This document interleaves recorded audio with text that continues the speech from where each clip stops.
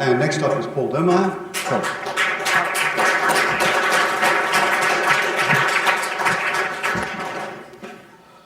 Right. So, Jim Kinter's bugging me for weeks about giving him a title for my talk, and I didn't really want to think about it. So I just finally got fed up and started throwing him puns, literary puns that involved land, and he kind of liked this one, Stranger in a Strange Land Model. So it was really just to get him off my back, but it turned out that it's probably a fairly relevant approach. I don't know if you're familiar with this Robert Heinlein novel or not.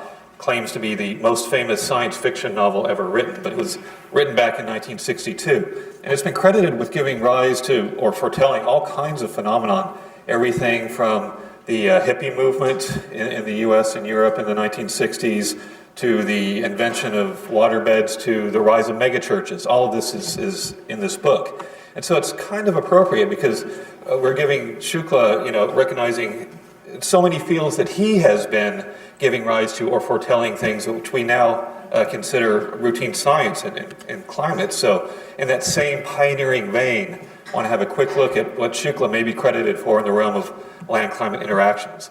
So this is going to be kind of one of those views from 30,000 feet talks, which is appropriate since that's Shukla's climatological mean altitude, I think, being on airplanes traveling all the time. And of course, it all revolves around predictability. And a little screenshot here of a monograph way back in the 1980s, basically, especially for land, the boundary force predictability. So the idea of the land and ocean being these slow manifolds. And we have these ranges of predictability timescales beyond the classic weather timescale. Ocean, of course, being that classic climate Clivar timescale on the scale of months and longer. And land kind of fitting in between, that transition that's now such a hot topic, that sort of 2 weeks to 2 months period, that 3 to 4 week period that we might be able to take advantage of. And soil moisture sort of being the SST of the land, being that kind of boundary condition that we might be able to take advantage of. I'll also mention that Anjali did a wonderful job with history and background on snow cover and monsoons. I'm going to try to restore Anjali's faith a little bit, hopefully, showing a couple more recent results. And of course, land use change, Carlos talking about tropical deforestation, also work in extratropical land cover change that's relevant. And finally, improving land models, what Shukla has done to try to foster that along, work with Piers Sellers back in the old days at Maryland and so forth. So a quick view on all of that. Of course, seminal paper, Shukla and Mintz, 1982, 640 citations. It's the most cited first author paper of Shukla's. Second overall, the all over first is some book chapter that some Webster guy was first author on, I don't know. But that has given rise to so much in our field. I mean, basically, you could say, all of GWEX, in some sense, has sort of followed on from that seminal paper of extreme wet and dry conditions and seeing the response of seasonal precipitation. And snow and monsoons, as Anjali mentioned, the Hahn and Shukla paper. Another one remarkable, I think it has almost 300 citations. That's like one citation per word. It was a 2-page paper, very short, incredible efficiency. The figure shown here. Of course, Anjali talked this morning about her thesis work, that sort of Eurasian, especially sort of towards the west Eurasian snow cover signal that seemed to be a predictor for monsoon rainfall over India.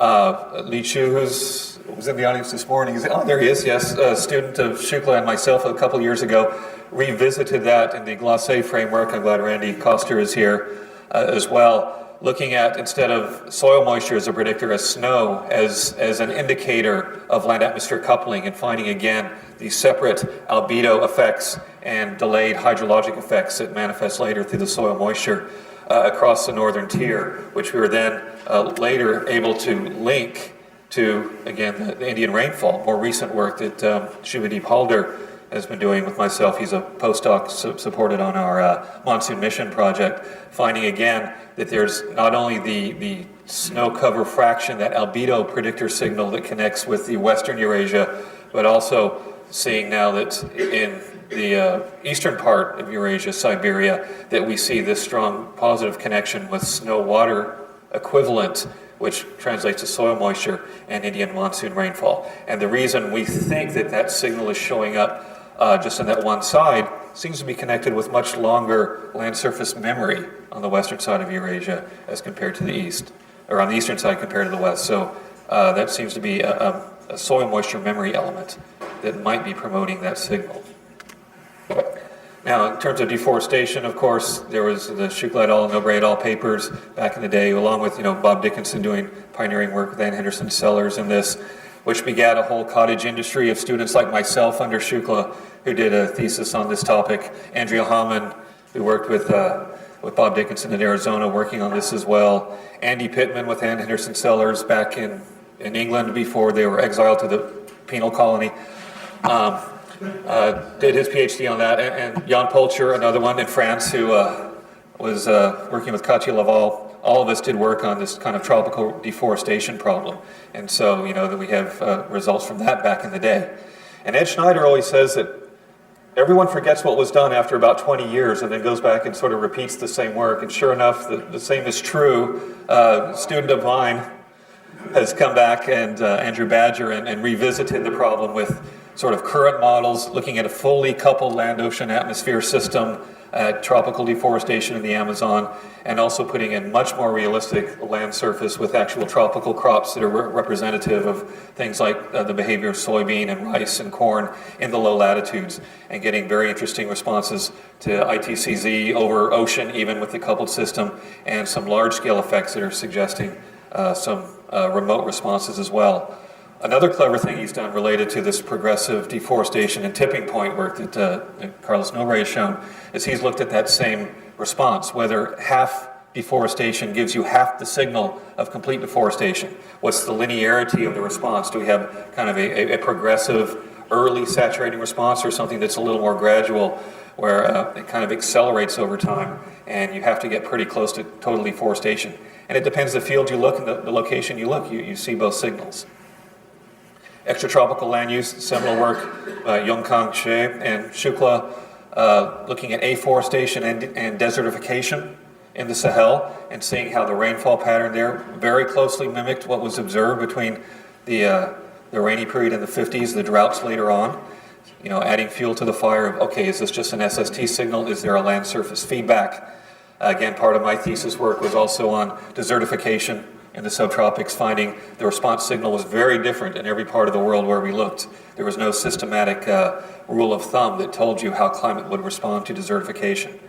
And then very clever work that Oreste Reale did with Shukla and myself, looking at restoring vegetation to the Roman classical period distribution, where Oreste went back and would actually read the original texts in the original Latin and Greek and so forth, finding out these distributions, changing the land surface coverage over the Mediterranean region, and seeing just by restoring the Lebanon forests and the wheat fields of North Africa that he could actually bring back the summer rains to the Nile Valley and the Atlas Mountains, as was reported back in 2,000 years ago. And then we've carried these things forward more recently. Sanjeev Kumar, who was a postdoc at Kola, who looked at all of the CMET5 output and was able, with some very clever statistics, to ferret out the land use change component from all the other things that were thrown into those RCP buckets and mixed together, and finding the land use change signal to be very robust, especially over North America and some of the other agricultural regions of the Northern Hemisphere. Finally, simple biosphere model. Obviously, Pierre's developer of that. Shukla brought Nabil Sato over to help install that in the old Kola GCM, which came from the old NMC model way back in the day. And Yongkang Shui coming to Kola and developing the SSIB, the simplified simple biosphere model, where he was able to take the 62 parameters of SIB and boil them all the way down to like 39 or something. Still way too many. 61, oh, that was close. Okay, within an epsilon, right? In our field, that's pretty good. Okay, now, after 30 hours of hearing how great Shukla is, I'm sure we're all getting pretty fatigued about that. And in fact, Inez was just saying a few minutes ago how last night was so serious, it sounded almost like a eulogy, everybody saying things. That we wanted a little bit more of a roast levity element. So, Ben Kirkman and I drew straws, and it turns out I get to be the bad cop. So it's my duty then to present to you, as Paul Harvey would say, the rest of the story. Page 2. First actually, I think we should all give a big hand to Jim for all the work he's done. We haven't appreciated him yet, but he's been herding these cats like nobody's business here, putting this together. And I do want to empathize with you, Jim. I know you really had your heart set on a particular arrangement here, and the hotel would not go along and agree with your original proposal for the design of the room. But, you know, and unfortunately they didn't go for your plan B either. I would like that to have gone on. Anyway, what I want to tell you though is that, I mean, if you look in the program here, there's this, 3-page, 10-point type, abbreviated biography of Shukla. And I'm here to tell you that that past that you have been told over the last couple of days and so forth is a lie. Okay. The truth in this era of Fox News, the truth about Shukla is much more fascinating and possibly much more difficult to believe. I mean, it's very appropriate that we're talking about predictability in the midst of chaos, because there's so much chaos that's actually happened in Shukla's life, things that you don't even know about. I mean, it's really kind of an appropriate story about fascinating twists and turns in someone's life to see how he got to this point, considering where he started. Okay. So I want to point out first some historical bits you may not know about. His vision for cola actually started way back in childhood. Okay. Now, when he set up a roadside stand outside of his village, his destiny in some sense was already set, but not in bubbly refreshment as he originally thought it would be. However, this early taste of success that he actually had at business nearly sent him down a very different path. This is where we need dramatic music, I think, to kick in. We don't have it, though. But in high school, though, he joined sort of the Indian equivalent of the Young Republicans. I don't know if you know that. So he got involved in all those stereotypical things, the debate team, tennis, crew, hanging out at the club, all of that kind of stuff. Now, you may have read it here, and this part is actually true, that in his bio, that he spent a year oil prospecting, and that's actually true. And that's, in fact, where... Oh, and this is here. I'm sorry. I wanted to show him in his crew shirt there. It was actually there, oil prospecting is where he actually first met George Bush. And they really hit it off. It seemed like that his path as a scion of the neoconservatives, it seemed to be set. But there was a tug in his heart. He knew it was not right for him. And so he decided to turn to his true passion and pursue a career in Bollywood. He had the dashing good looks, the confidence, the suave demeanor, right? All the things to be a leading man or hero, as they say in Bollywood. Of course, the problem was that he couldn't sing, he couldn't dance, and he couldn't act. Aside from that, he was set. But Shukla had realized already, with his earlier meetings with George Bush and so forth, that he would have to make his name in the West. And so he tried every path to make the transition. Even trying to latch on to the Beatles' entourage when they came and visited in India. And I don't know if you can pick him out. There he is, kind of in the back.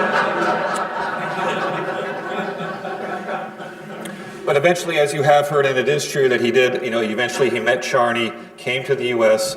But even here, I think there are things you do not know, you do not realize about his past.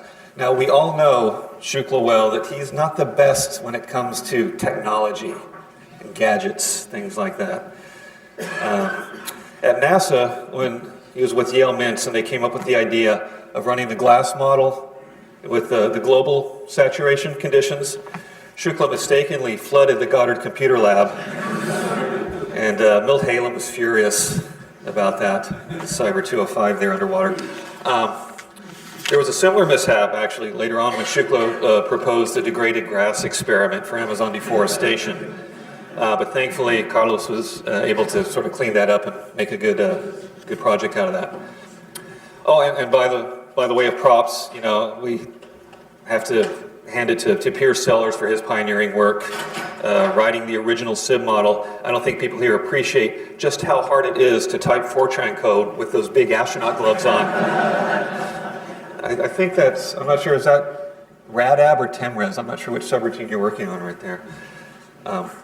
Anyways, land modeling has always been sort of a conceptual challenge for Shukla and his peers, but not all of his plans have really panned out the way he wanted them to. We make it sound like it's just such a success story, one turn after another. His work with at ICTP, setting up the summer school and the climate program with Abdus Salam, it kind of inspired Shukla to try to match him, in fact. But, you know, when you share a Nobel Prize with hundreds of other people and Al Gore, you just don't have the same pull. No matter what strings in Italy you're trying to pull to get things done, unfortunately. Anyways, I'm having a little fun at Shukla's expense here. I think he can take a joke, at least from me. He certainly has had to do that in the past. I've long wondered what the inspiration actually was, the germ of the idea that evolved into this predictability in the midst of chaos. I mean, it could have come to you before you left your homeland. I don't know what could possibly have inspired that. It could have come to you after you came to the US. I really have no idea. We may never know that. But I do want to take one point. I know last night everyone was telling their Shukla stories, how they met Shukla. I kind of saved mine for today. How I ended up at Maryland with his program, and here I'm at graduation time with my folks and everyone. As an undergraduate at Texas A&M, where's Jerry North? I have to give him the gig. I'm all right. Here we go. As a senior in search of graduate schools, I worked as an undergraduate programmer for Almer Thompson and Jim McGuirk for a couple of years, and Almer Thompson knew everybody at the time, so he sent myself and a few others to the AMS annual meeting in Miami, January '86, I guess it must have been, you know, to flip the light switches and run the projectors and so forth. And I took it as a chance to kind of go through the program and try to find people at all the different places I might want to go to graduate school. And in fact, before that, I don't know if Robert Dickinson remembers this, I actually came to Arizona in that winter and met you. And I think you told me, don't come here if you want to do numerical modeling, go somewhere else. But at this meeting, I was trying to meet people. Actually, T.N. Krishnamurti, I had to fight my way through his entourage to get to meet him there. But Maryland was not originally on my list. But I saw a name there, and I went and I talked to the person about it, and it must have been right at the end of the honeymoon, because it was furred bear. And he told me, oh yeah, we got this new thing going. This guy Shukla just came over, and they're doing all this climate modeling. Maybe you'd be interested in that. So that's how I kind of found out about COLA and yourself, and that kind of one thing led to another. I ended up at the University of Maryland, and it's sort of been kind of a happily ever after. So thank you, Shukla, for what you've done for my life and my career, as well as everyone else, and I hope this added a little levity to the day.